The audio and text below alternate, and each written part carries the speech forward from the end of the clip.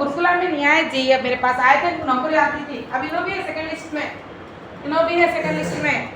Second list का धंधा मान है। नेक्स्ट क्या है माँ? माध्यमिक स्तर। सेकंड लिस्ट का धंधा क्या है नेक्स्ट? सूत्र विधि। क्या है माध्यमिक स्तर पर? क्या है देखो, प्राथमिक स्तर पर क्या क्या है देखो, रच विधि, प्रश्न विधि, उद्बोधन विधि। माध्यमिक स्तर पर क्या है अम्मा? सूत्र विधि। इस विधि को सूत्र विधि भी कहते हैं।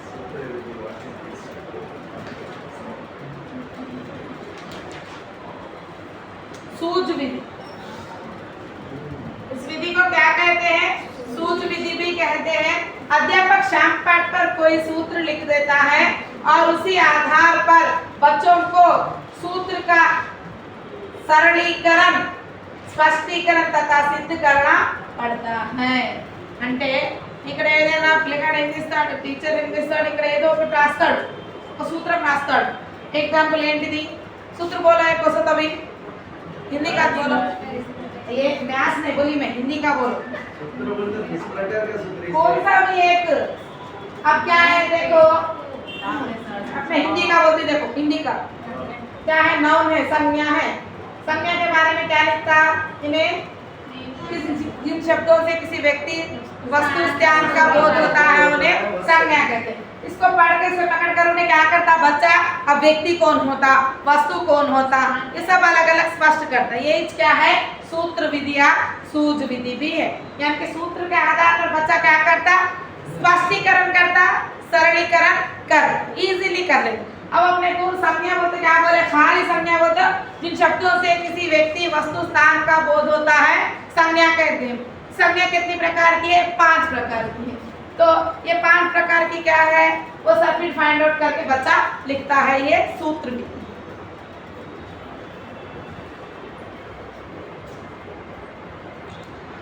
మ్యాథ్స్ లో ఏమొస్తుంది మీకు? a+b² అంటే దానికి సంబంధించిన అన్ని పిల్లగాడు ఇట్లా ఏం చేస్తాడు? రాస్తాడు। ఇదే సూత్ర విధి।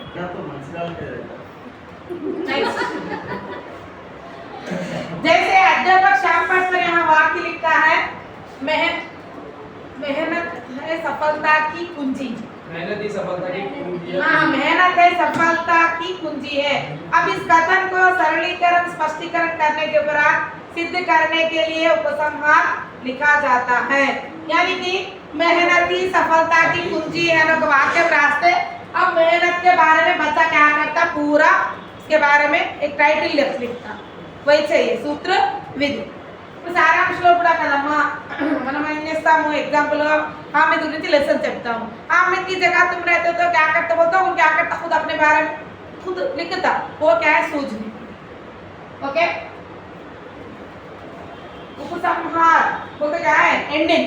इन्हें स्टार्ट करें तो वहाँ क्या करते? उसके बारे में पूरा 3 स्टेजेस में, सरलीकरण बोलते 3 स्टेजेस में लिखता। पहले उसके बारे में क्या करता? ఎగ్జాంపుల్ देता, ఉదాహరణ రాస్తాడు। తర్వాత దాని గురించి ఏ విధంగా మనకు ఉపయోగపడుతుందో దాని గురించి రాస్తాడు। ఆ తర్వాత ఎండింగ్ రాస్తాడు।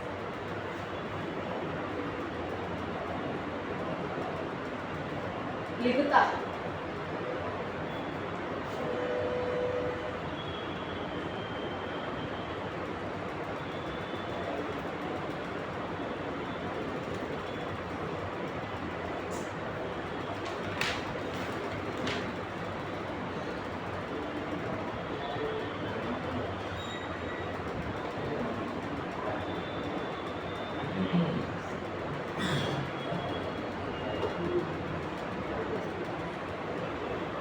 నెక్స్ట్ రూపురేఖ విధి రాశారా? ఇది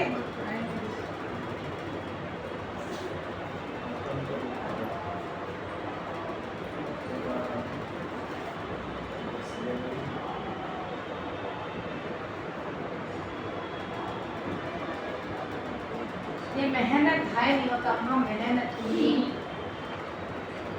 मेहनत ही सफलता की कुंजी है। यानी कि बालक किसके बारे में लिखता? श्रम के बारे में या मेहनत के बारे में।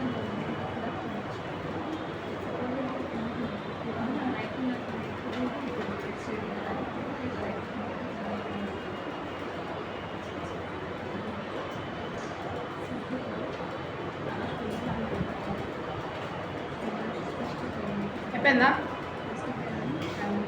लिखे నెక్స్ట్ ఉపసంహారాన్ని మనం ఎక్కడ రాస్తాం చెప్పండి మీకు గుర్తుందో లేదో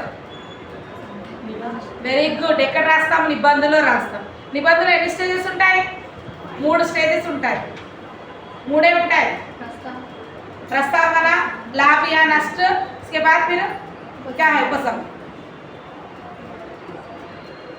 नेक्स्ट प्रबोधन विधि सेकंड क्या लिखा है मैं तुम लोगों को रूपरेखा विधि लिखा है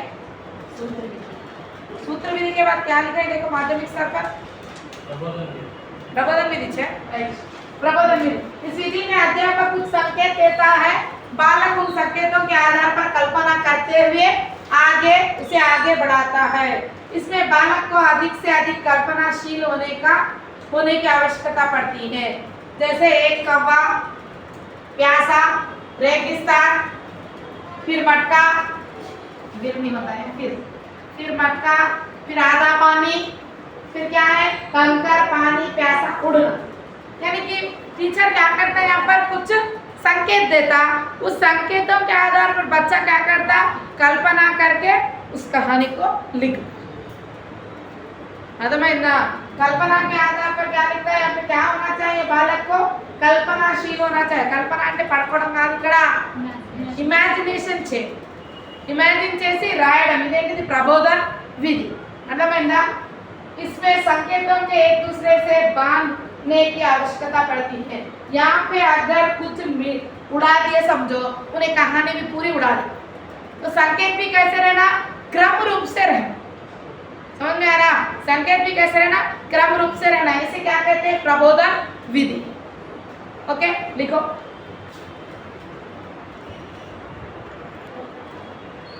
तेलुगु नहीं आता ना जी अपने को हिंदी में आता ना नेक्स्ट क्या है नहीं हुआ मैडम रूपरेखा विधि तीसरी क्या है रूपरेखा विधि क्या क्या है माध्यमिक स्तर पर विधियां बोलो मां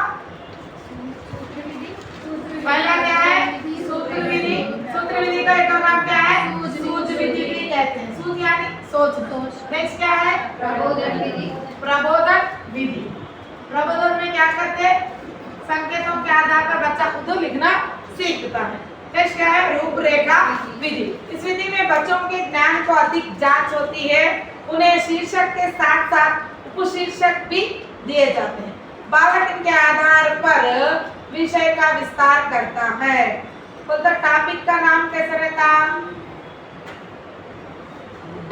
टॉपिक का नाम कैसा बोले तो यहाँ पे क्या है दूरदर्शन बोलते टीवी का दूरदर्शन होता है सुनो बच्चों का अपन क्या करते हैं रूपरेखा में पहले शीर्षक का नाम बोलते शीर्षक बोलते लेसन अब लेसन में क्या क्या आते हैं वो भी बता देना अपन पहले अब एग्जाम्पल क्या है कौन सा लेसन है हाँ ठीक है बदले अपनी सोच ये शीर्षक बोले बच्चों को क्या बोले सोच बदलो बोले फिर ये किसके लिए है ये पाठ ఏ క్లాస్ అదేనా గుర్తుందా వెరీ గుడ్ ఏ క్లాస్ ఇది 9th క్లాస్ లో థర్డ్ లెసన్ ఇది విదా ఏంటి भाषण लेख क्या है ये भाषण लेख कौन है देने वाली युगरत्ना श्रीवास्तव तो यहाँ पर बदले अपनी सोच अपन क्या बोले पर्यावरण बोल के भाव बोले तो यहाँ पर पर्यावरण के बारे में बात करने से पहले उपशीर्षक क्या है यहाँ पर उपशीर्षक क्या बोलते हैं पर इसमें क्या है संयुक्त राष्ट्र संघ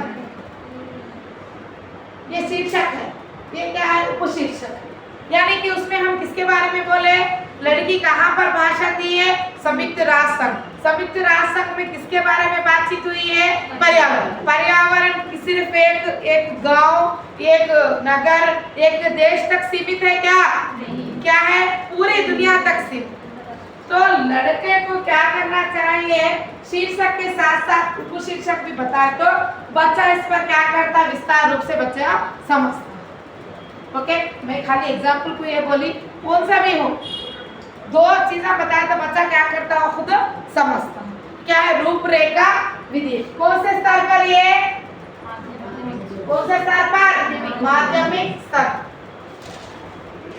ओके, अब यहाँ पे क्या बोले, टॉपिक का नाम क्या है, ये दूरदर्शन बोले ना। अब दूरदर्शन पर बोले दूरदर्शन नहीं मालूम अपने बच्चों को, सो दूरदर्शन छोड़ दो। अब क्या बोलते मालूम अपन, अच्छा कंप्यूटर। कंप्यूटर भी काम मालूम थी बच्चों को अपने, उनको मालूम ही सब बोलो। हाँ, क्या है क्या है मोबाइल। अब मोबाइल के बारे में बोलो बोलो पूरा बोलता। अब क्या है, और एक क्या है, खेल, फुटबॉल है। फुटबॉल नहीं मालूम, फुटबॉल की जगह क्या बोलो, क्रिकेट बोलो। क्या करता बच्चा, क्रिकेट पूरा। तो हम फुटबॉल के बारे में पढ़ाने से पहले किसके बारे में बोलना, क्रिकेट का, क्योंकि ये भी क्या है, समूह में खेला जाता है। ये भी क्या है, फुटबॉल अकेले खेलते हैं, समूह में खेलते हैं। क्रिकेट तो हम टॉपिक का नाम बताने पर बच्चा क्या करता, उसका विस्तार करता। अगर हम कक्षा की बात आए तो इस तरह से।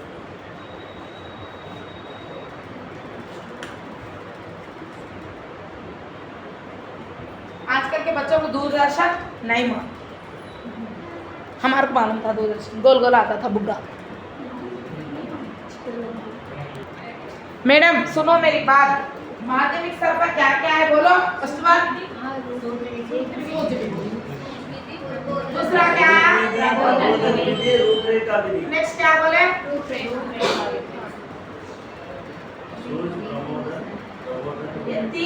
तीन चीजों के हैं ये मिला के। हाँ, सूच में क्या करता बच्चा, एक सेंटेंस लिखते हैं उसके बारे में लिखता, तीन प्रकार का लिखता बोले, यानी कि उसको सरल करते हुए, इजी करते हुए लिखता बोल के बोले, उपसंहार लिखता बोल के बोल लिए लास्ट में। अब यहाँ प्रबोधन में क्या बोले अपन, संकेतों के अनुसार लिखता बोले। ओके, नेक्स्ट क्या है, रूपरेखा विधि में क्या है, बच्चा क्या करता है, जिस चीज को जानता है उसकी ज्ञान की जांच के लिए हम इस विधि का प्रयोग करते हैं। जैसे कि बच्चा किस चीज को जानता है, आजकल के बच्चे मोबाइल को जानते हैं, या नहीं तो क्रिकेट को जानते हैं। तो जानने के लिए किस विधि का उपयोग किया जाता है, तो इन सभी के नॉलेज को हम कैसे परखते हैं, निबंध ले, क्योंकि रचना शिक्षण क्या है, स्व खुद लिखने का शिक्षण। हम किसके बारे में बात कर रहे हैं, सभी रचना शिक्षण। रचना शिक्षण प्राथमिक स्तर पर कैसे है, बच्चा चित्र देखकर लिखता पढ़ता बोल के बोली, फिर माध्यमिक स्तर पर इन सभी विधियों के उपयोग से बच्चा निबंध लिखना सीखता। क्या लिखता है, निबंध, यानी कि विषय का प्रवेश करता, विषय विस्तार से बोलता, इसके लाभ क्या है, हानि क्या है, लास्ट में कंक्लूजन, उपसंहार। ओके, ये देखो क्वेश्चन बोलो मैडम, एग्जाम में कैसे क्वेश्चंस में तुम लोगों को देती। एक क्वेश्चन